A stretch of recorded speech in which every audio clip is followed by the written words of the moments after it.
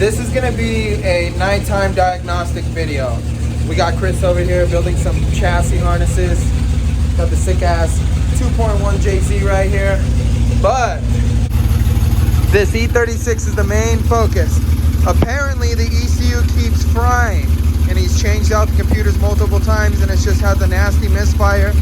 So we are gonna go ahead and diagnose this thing. First thing I'm gonna check is what cylinder specifically misfiring and why is it misfiring. So either lack of fuel, too much fuel.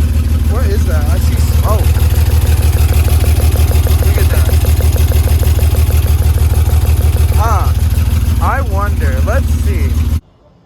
So right off the bat, I've smelt a lot of fuel, but that is just an indication of what's going on, right?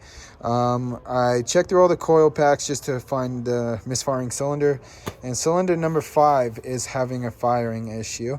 I did notice that the injectors at the rear were unplugged, but I believe the previous owner was doing some diagnostic on it himself. I plugged those in, obviously nothing happened. But so first thing I'm gonna check right now is I'm gonna pull the plugs, see what's going on inside of the engine. Gonna look at all that shit going on, make sure all the plugs are tight, and then we will go from there. Okay, so check this out. Immediately, because I started seeing smoke coming from underneath the coil packs, and I was like, oh no, a fire, but it was not fire. It smelled like oil. So loose as hell, like literally, look, loose. Let's just say that everything's fucking loose as shit, and a couple of them weren't even like screwed in completely. So we're still gonna remove the plugs and see what is behind that. And then, because I don't want to just assume, oh look at they're fucking loose, this is the issue. I mean, it could be, but let's get a little more thorough into it so I don't have to waste my time and take all this stuff off again. Wow, just wow, Batman. So sorry my shaky hands, I've had a lot of coffee today, but this plug is pretty wet.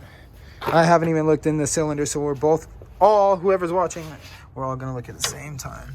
Let's see if that shit's dry or wet. Yeah, it's kind of wet. It's kind of wet, but it's not too bad. So the plugs do look pretty damn bad, but for now I'm gonna screw them completely in and go from there. I didn't notice any like arcing, but these plugs are definitely due for a little update. I definitely recommend that. But let's go ahead and put everything back together and then further this diagnostic. Wow, why is it so blurry like that, guys? There we go. Bye. So check this out, guys. I tightened all the plugs up, put everything back. It runs a little better, but it's obviously still misfiring bad. Cylinder 5 and 6 are not getting any signal to the injectors. I have 12-volt switch to them, but no signal. So I don't know if anyone knows, but well, most likely some of my viewers are pretty mechanically inclined. So on a motor, when you put it to top dead center, 1 and 6 are at the top, right? Or if it's a 4-cylinder, 1 and 4. But either way, they share the same signal for the injectors. So 1 and 6. And I believe, I'm going to look into it, but I'm just off the top of my head, I believe these two share the same signal for the injectors. So what I'm going to do is pull signal from here, send it to injector 6, and the same thing for injector 5. And if I'm right, I should get this thing running correctly, kinda. Okay, so check this out. 5 and 6 weren't firing. So a long time ago when I did an SC400 swap, I had an issue where the 97, it was a high compression 1UZ. It wasn't giving injector signal to cylinder 1. So what I did was I pulled signal from cylinder 8 and sent it to 1 because they're both going up at the same time. I kind of did the same thing on this, and I got all the cylinders to run correctly.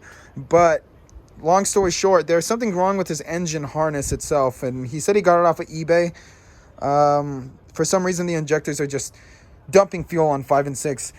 Before I did my repair, if I put the injector on, well, the connection onto the injector, it was literally staying stuck open. You can hear it spraying. Same thing with 6.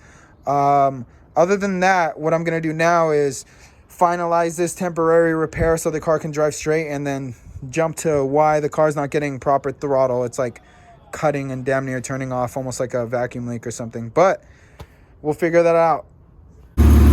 Wow, I'm such a genius.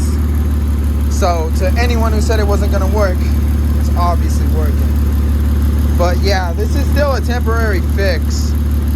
I honestly drove like this for maybe like 2 years with my SE400, because like I said, I did the 97 swap. The ECU failed, stopped sending signal to injector 8, so I just pulled it from 1 and I drove around fine like that.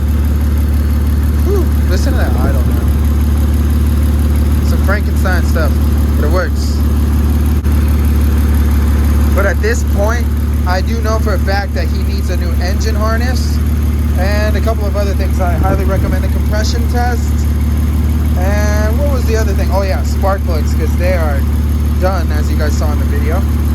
But hopefully the compression on this thing comes out nice. It's a nice car. All Condor Speed Shop bushings, got some reinforcement plates, all rear, everything Condor Speed Shop. It's very nice E36. Okay, so I finally figured everything out on this car. So this is a 323 motor from an E46. They also come in like the E46 328 CIs. This is the engine harness off of a Z3, a specialty jumper harness to send signals to the cluster and power the computer, blah, blah, blah.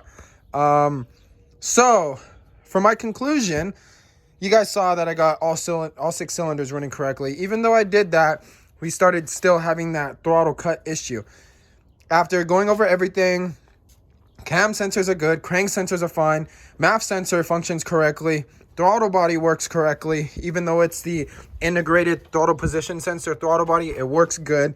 And with these, they have to be corresponding to the actual computer itself, so you can't just go get another 328 or 332.